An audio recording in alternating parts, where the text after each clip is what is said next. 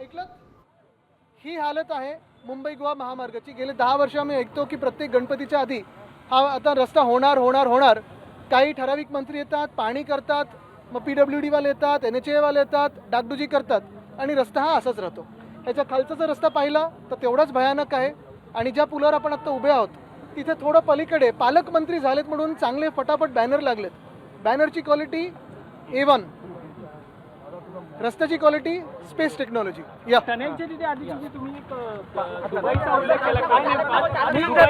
काय झालं, थोड्या दिवसापूर्वी दुबईच्या राजांनी मंत्री महोदयांना तिथे बोलवले दुबईचे रस्ते बनवायला असं ऐकलं आम्ही.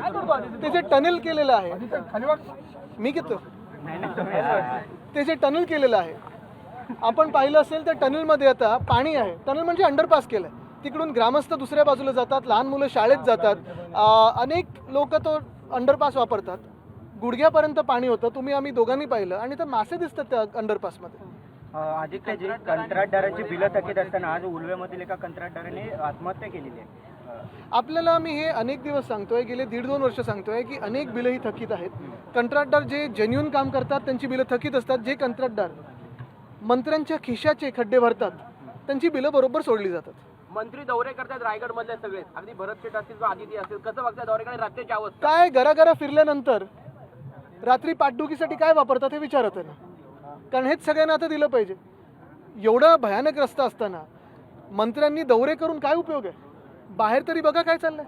आणि काय तुम्ही आता जे ज्यांचे पोस्टर लागले ते बघा, काय जबरदस्त क्वालिटीचे, तसे क्वालिटीचे रस्ते कधी बनणार? पालकमंत्र्यांना पालकमंत्री पद त्यांना मिळालंय, पण आता त्यांची हवाच काढली गेली, कारण 30% निधी आता पालकमंत्र्यांच्या अखत्यारीत. त्यांच्यात हवा कधीच नव्हती, पण म्हणजे कुठून यायची ते तुम्हाला माहिती.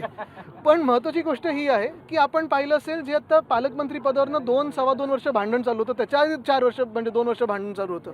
भांडतात पालकमंत्री पदावरनं, भांडतात गाडीवरनं, भांडतात बंगल्यावरनं, पण ह्याच्यावरनं कोण आवाज उठवणार? आता बाकीची ज्या समिती आहेत त्याच्यावरनं भांडणं सुरू होतील.